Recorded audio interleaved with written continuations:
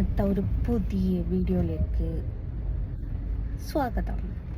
അവിടെ കാര്യമായിട്ട് വണ്ടി ഓടിച്ചുകൊണ്ടിരിക്കുകയാണ്. നമ്മുടെ മൈഗ്രൈനിന് ഡോക്ടറെ കാണിക്കാൻ വേണ്ടിയിട്ട് പോവുകയാണ്. 1 മണി വരെ ഡോക്ടറുള്ളൂ എന്ന് പറഞ്ഞപ്പം 100-110 സ്പീഡിൽ പോവുക. 1 മണിൻ്റെയൊക്കെ മുമ്പ് എത്തും. 1 മാസം ആവാറായി ചെക്കപ്പ് കഴിഞ്ഞിട്ട് കേട്ടോ. അപ്പോൾ ഒന്ന് കാണിക്കാൻ വേണ്ടിയിട്ട് പോവാണ്.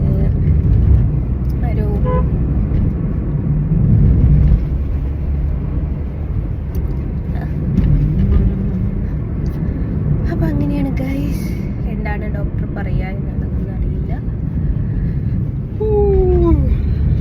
എന്ത് പറയാനാ, 1 മാസത്തേക്ക് ഗുളിക തരുക എന്നല്ലാതെ വേറെ പ്രത്യേകിച്ചൊന്നും പറയാനില്ല. കണ്ണും മുഖമൊക്കെ എന്തോ പോലെയായിരിക്കും. ലിപ്സ്റ്റിക്കും കണ്ണെത്തൊന്നും ഇല്ലായിരുന്നു. പെട്ടെന്ന് പുറപ്പെടാൻ പറഞ്ഞപ്പോൾ ഞാനിങ്ങനെ ചെടപടേന്ന് പറഞ്ഞ് പുറപ്പെട്ടു. പിന്നെ തങ്കക്കുടത്തിന് എന്തിനാ പ്യൊട്ട് പാലം ഓപ്പൺ ആയില്ലേ. അപ്പം അങ്ങനെയാണ്. ബാക്കി ഡോക്ടറെ കാണിച്ചിട്ട് വിശേഷം പറയാട്ടോ. ആരൊക്കെ തിന്ന്? കാക്കയും പൂച്ചയും തിന്നു പോലും. അങ്ങനെ ഡോക്ടറെ കാണിച്ചു. ഗുളികകൾ തന്നു. ഗുളികകൾ തന്നു കുടിക്കാനല്ലാണ്ട് പിന്നെ കുളിക്കാൻ തരൂലെന്ന് അറിയാലോ. 15 ദിവസത്തേക്ക് 1140 ബില്ല് കാണിച്ച മെഡിസിൻ ഏതാണെന്ന് അറിയോ? അത് ഉറക്കിന്റെ ഗുളിക ഉള്ളതാ. നമ്മൾ പോയി കിടക്കേണ്ടി വരും. ആ ഗുളിക അതിന് ഷീറ്റില്ലാണ്ട് കിട്ടൂലല്ലേ. അപ്പോൾ സ്ലീപ്പിംഗ് വിൽസ് അല്ല, പിന്നെ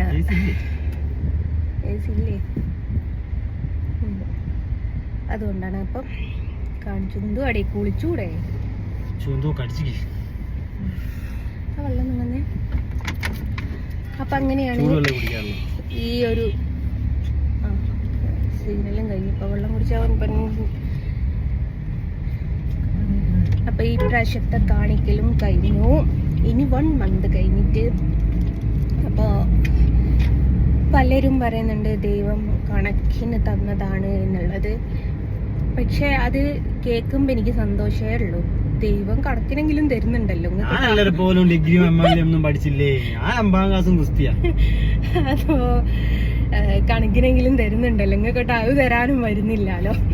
അപ്പൊ ആ ഒരു കാര്യത്തിൽ എനിക്ക് ഏറ്റവും വലിയ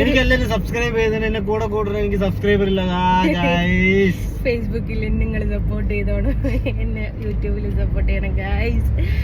അപ്പോ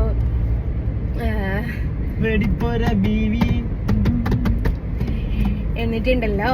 അപ്പൊ ദൈവം എനിക്ക് കണക്കിന് തരുന്നുണ്ട് തന്നെ. അപ്പൊ കണക്ക് ദൈവത്തിന്റെ അടുത്ത് ഉണ്ട് തരാനുള്ള. പക്ഷെ ഞാൻ ലൈവില് വന്ന് മെഡിസിൻ കഴിക്കട്ടോ. അപ്പൊ ചിലർ ചോദിക്കും, ഇത് ആരെങ്കിലും കാണിക്കാൻ വേണ്ടിയിട്ടാണ് ഈ ലൈവിൽ വന്നിട്ട് മെഡിസിൻ കുടിക്കുന്നത് എന്നുള്ളത്. അപ്പൊ എനിക്ക് മെഡിസിൻ കുടിക്കാനുള്ള മടി അങ്ങ് മാറിക്കിട്ടും. ആ ഒരു ഫ്ലോയിൽ അങ്ങടുത്ത് കുടിച്ചു പോകും.